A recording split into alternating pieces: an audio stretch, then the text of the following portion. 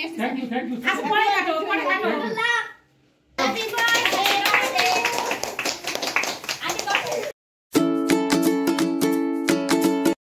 আলাইকুম, স্বাগতম কনক সুমন ব্লগসে। আশা করছি সবাই ভালো আছেন।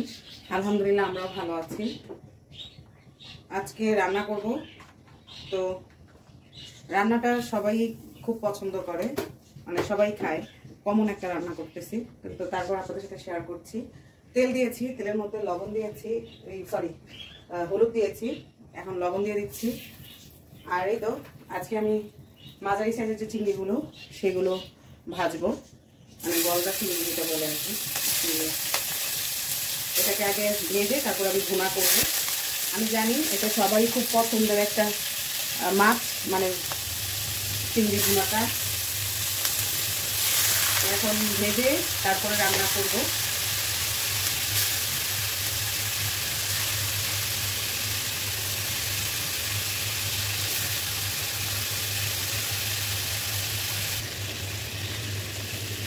চিংড়িগুলো কীভাবে ভাজতেছি তো দেখে দিই। তেলের মধ্যে একটু হলুদ আর লবণ দিয়ে দিয়েছি, তারপর চিংড়িগুলো দিয়ে দিয়েছি।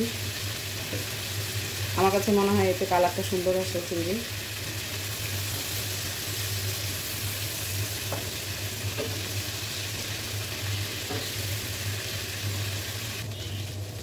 আমি চিংড়িগুলো হয়ে আসার পরে উঠিয়ে রেখেছি। এখন দিয়ে দিলাম পেঁয়াজ কুচি, যেই তেলে চিংড়িগুলো ভেজেছি।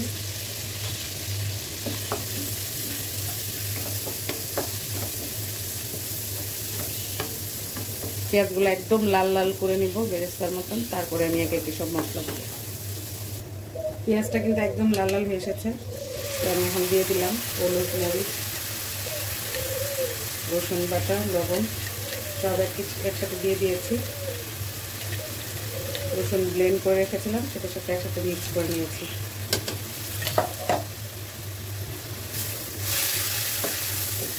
হালকা একটু পানি দিব।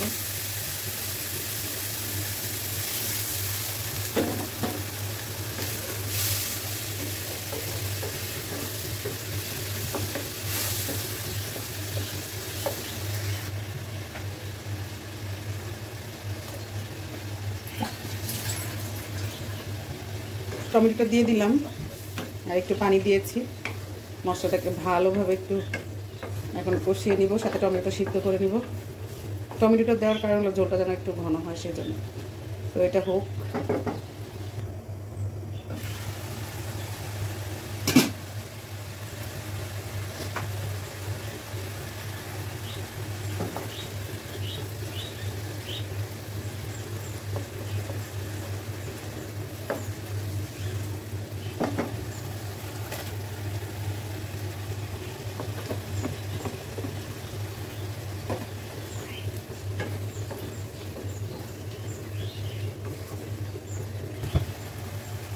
এখন দিয়ে দিব কিছুটা জিরা গুঁড়া, কারণ আমি কিন্তু প্রথমে দিইনি।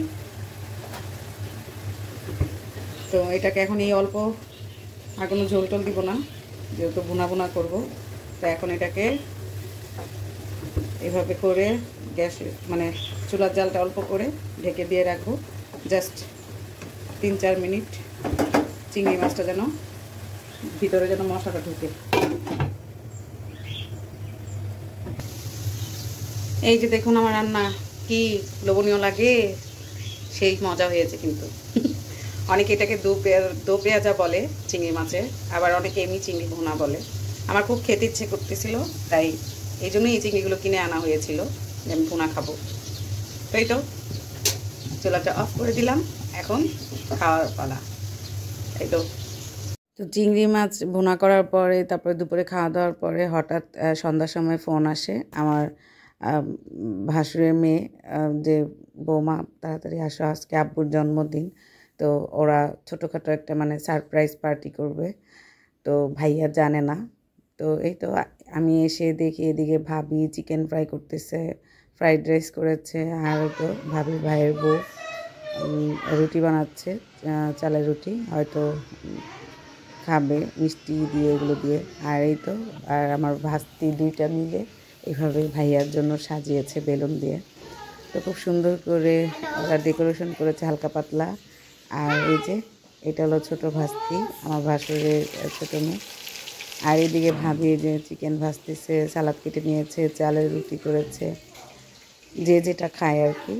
আর এই তো খুব সুন্দর করে রুমগুলো দুইটা মেয়ে সাজিয়েছে, সাথে ওর যে কাসিনও ছিল। আর এটা হলো ভাবির ভাইয়ের বউ কেক বানিয়েছে ভাইয়ার জন্য দুতলা।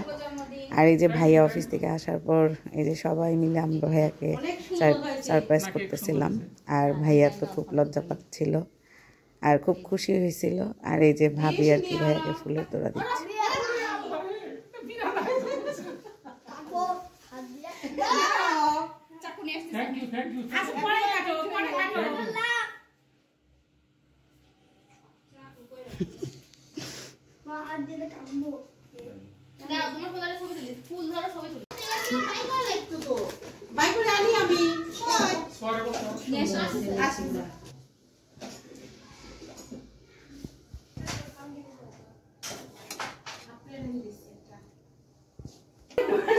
তাই এবার গিফট ছবি তুলো, আব্বুর সাথে ছবি তুলো।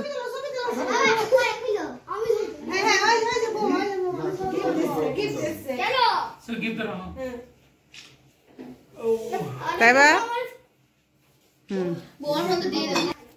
দেখি। আচ্ছা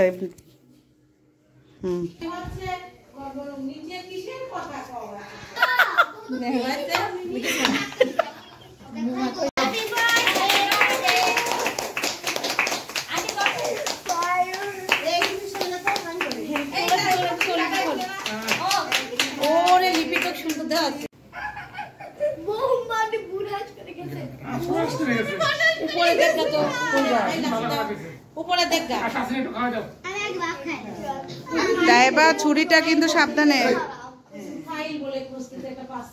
বিসমিল্লাহ। প্যান বড়াই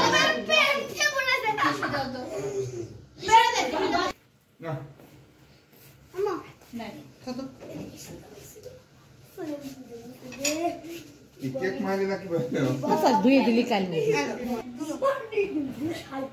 টাকাই দি।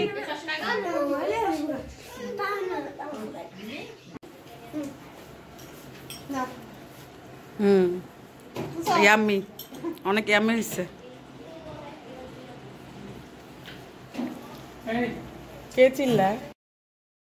ভাবি এখানে ফ্রাইড রাইস করেছিল, সাথে চিংড়ি মাছ ছিল, মটরশুঁটি, গাজর, ফুলকপি সব কিছু দিয়েই করেছে, মজা হয়েছে। আর সাথে চিকেন ফ্রাই, টমেটো শসার সালাদ, খুবই টেস্ট হয়েছে। তো সবাই এই যে খাচ্ছি আমরা মজা করে ডাইনিং টেবিলে আর কি, সব ছেলেরা খাচ্ছিল আর আমরা এখানে বসে বসে গল্প করছিলাম আর খাচ্ছিলাম।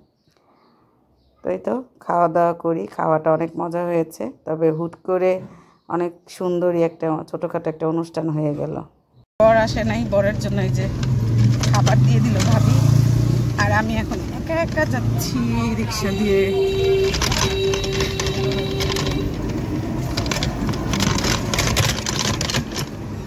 রাত কয়টা বাজে জানেন? বোঝা যায় জানি না। রাত বাজে হলো 10:40।